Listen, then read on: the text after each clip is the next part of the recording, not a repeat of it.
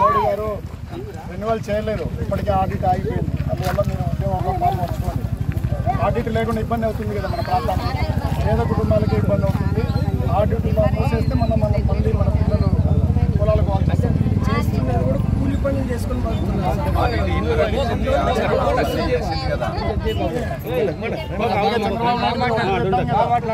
మోడీ గారి మీద చంద్రబాబు ఆగిపోయింది.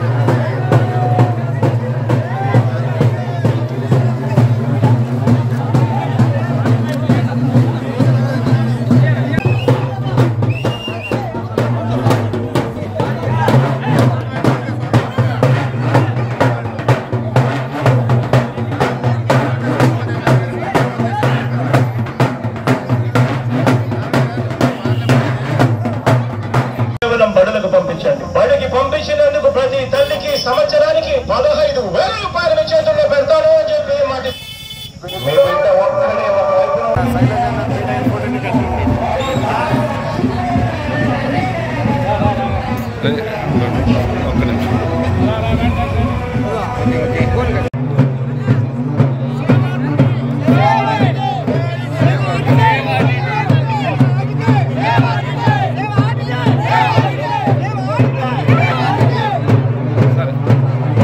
పురిటిగడ్డ వచ్చేసి కళ్యాణదుర్గం నియోజకవర్గం.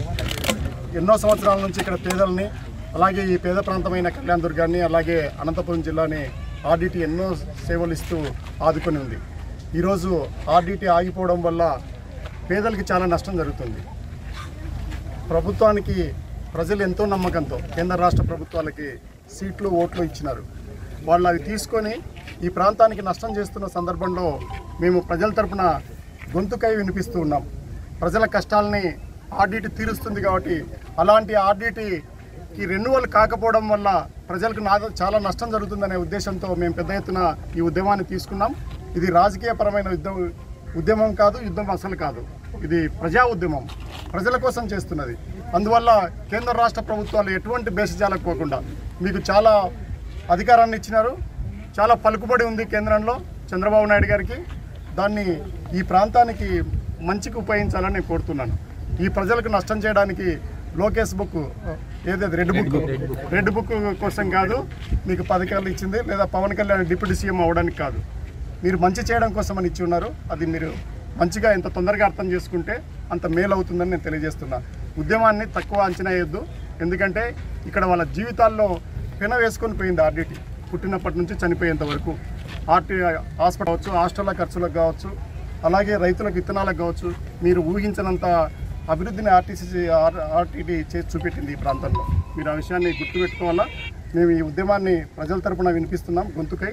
ఇది ప్రజా ఉద్యమంగా మారుతోకముందే, పెద్ద ఎత్తున తీసుకోకముందే మీరు మీ మర్యాద నిలబెట్టుకోవడానికి FCRA రెన్యువల్ చేస్తే మేము థ్యాంక్స్ చెప్పి దీన్ని ఆపుతాం, పాదయాత్రను ఆపుతాం. పాదయాత్ర ఆపే ఒకే ఒక పద్ధతి ఏదంటే అది ఆర్డిటికి రెన్యువల్ రావడమే. ఆర్డిటికి రెన్యువల్ రాకుండా ఏం చేసినా కూడా మాకు ఆమోదయోగ్యం కాదు. ఈ ఉద్యమం కొనసాగుతుంది. సేవ్ ఆర్డిటి అనే కార్యక్రమంలో భాగంగా మా సమన్వయకర్త రంగయ్యన్న పాదయాత్ర రెండో రోజు కుర్లగుండ నుంచి స్టార్ట్ అయింది.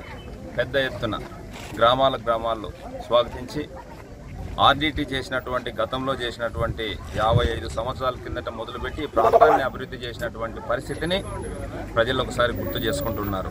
గ్రామాలకు వెళ్తే చిన్నపిల్లలు, మేము పుట్టినది ఆర్డిటి హాస్పిటల్లో, మా కట్టించిన ఇల్లు ఆర్డిటి సంస్థ, చదివిస్తున్నటువంటి సంస్థ ఆర్డిటి సంస్థ అని చెప్పి చెప్తా ఉంటే ఒకసారి ఆలోచన చేయాలి. ఈ అనంతపురం జిల్లాలో 12 మంది కూటమి ప్రభుత్వం ఎమ్మెల్యేలు, 3 మంత్రులు, 2 ఎంపీలు ఉన్నారు. వాళ్ళు కనపడవా అని చెప్పి నేను అడుగుతున్నా. ఈరోజు 15-20 రోజుల క్రితం పెద్ద ఎత్తున నియోజకవర్గంలో బైక్ ర్యాలీ చేపట్టాం.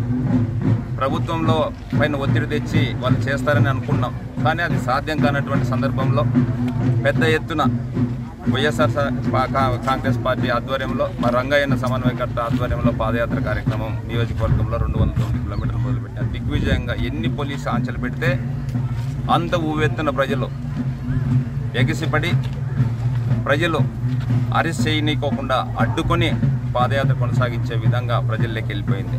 అంటే మేము అధికారంలో లేకపోయినా కూడా ఎలాగో జగన్మోహన్ రెడ్డి ముఖ్యమంత్రిని చేసుకునేది 4 సంవత్సరాల తర్వాత అవకాశం ఉంది.